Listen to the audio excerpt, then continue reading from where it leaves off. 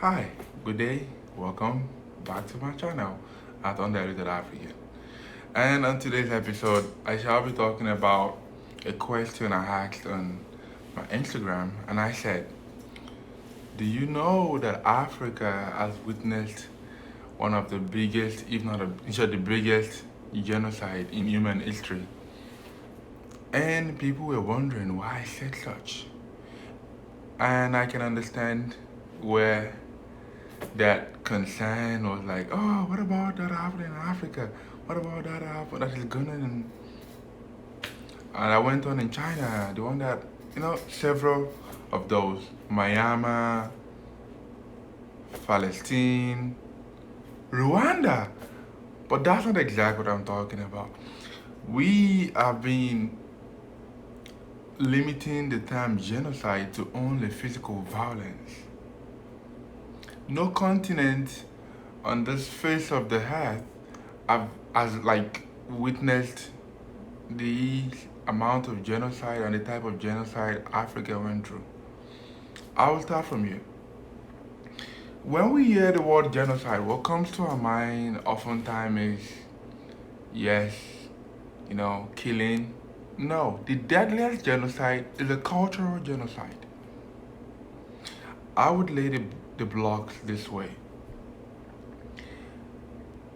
During slavery, colonization, and neoliberalization, these stages have been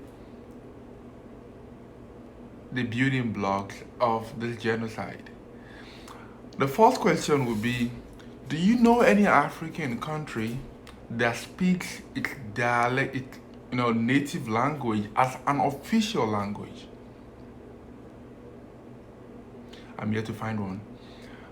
And I want you to also look at the fact that the dressing and the view of every African view of international as local. The psychological slavery that's still going on in Africa is part of the issues why we are still having underdevelopment, slow development, or I say a different kind of development as opposed to every other part of the world. This cultural genocide I'm talking about, it's rooted in the mind. They see Africa as barbarians, and that's the first stage. They make Africans in themselves believe they are barbarians, that they need to be civilized. And you can imagine Africa is blessed with several, languages, several ethnicity. Just Nigeria alone, we have over 250 thereabout. What makes cultural genocide possible is nationalism. Nationalism is a tool. There's a difference between nationalism and patriotism. Nationalism was also a tool which in future episodes I shall be talking about that was a tool in bringing all African, all different ethnic groups together for easy governance by the West. Yes. And this is coming from a professional standpoint, and that's exactly why I'm explaining this. I know you might be amazed at what exactly he's saying, yes. But that's exactly how it is. It's a structured violence. That's why when we talk about development in Africa, we have to be very careful. Because there are so many things many people don't see. You're just talking about the branches. But there's so much that is rooted down there that springs forth those are branches, poverty, corruption, violence, and all that. This cultural violence created that avenue. For example, 85% of francophone countries, their revenue is in France. More so, they use the French currency that is not even being used by the French.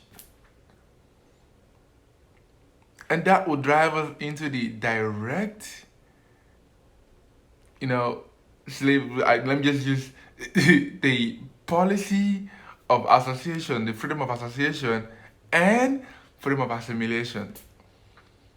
By freedom of association, we're talking about Anglophone countries, what they signed at the verge of their independence, and that's a neoliberal contract that keeps Anglophone countries under the tutelage of the British Empire, even after independence, which shows that Anglophone countries had only quasi independence, which is political independence, and that intoxicates, while withholding the economic independence.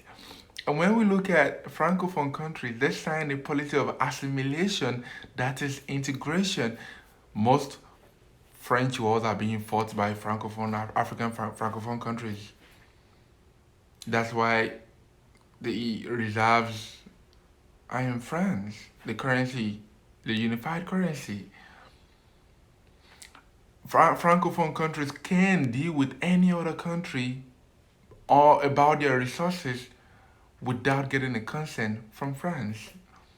Then what exactly is development? How can development come true when there's this chain of neoliberalism? This is an interesting part of the conversation that I said that genocide in its actual self of all types have been witnessed by Africans. And it's still going on. And that is the root of underdevelopment in Africa. Like I said, cultural genocide. Look at the way I'm dressed. I'm an African. Even, well, I'm in the West, basically. But in Africa, Monday through Friday, you speak English in your place of work, in school. Remember, in my previous episode, previous video, I talked about education. It's a colonial education. And if you look at the future of the generation of the children we have now, of us now, we all speak English. We really want to speak our local language. 50 years ago, many of our leaders are dressed in the local attire. They are proud of it. Thomas Sankara said you have to wear Burkina Faso Monday through Fridays. Redefining the word formal and making our culture informal, because we've been brainwashed to feel we are barbaric as Africans. How can we be barbaric when the cradle of the world civilization emanated from us? Because we don't really value what we have. This cultural genocide is more toxic and has kept Africa in the mud till date. The future of Africa is shaking because many people can't even speak their local dialect, and definitely that is killing the culture. Cultural genocide is about extinguishing certain set of people, certain set of culture, bringing in a dominant culture. That's exactly how it is.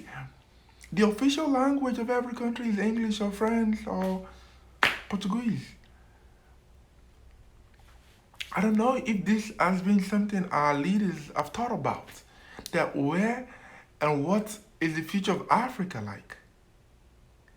Well, in my next video, I shall be dissecting each and every one of these topics, from spreading more, on cultural genocide, freedom of association, freedom of assimilation, and how this ties into the current problem in Africa today. I shall be talking more about those in my next videos. Thank you. Please subscribe, like, leave your comment, and I'll see you in my next video. Peace.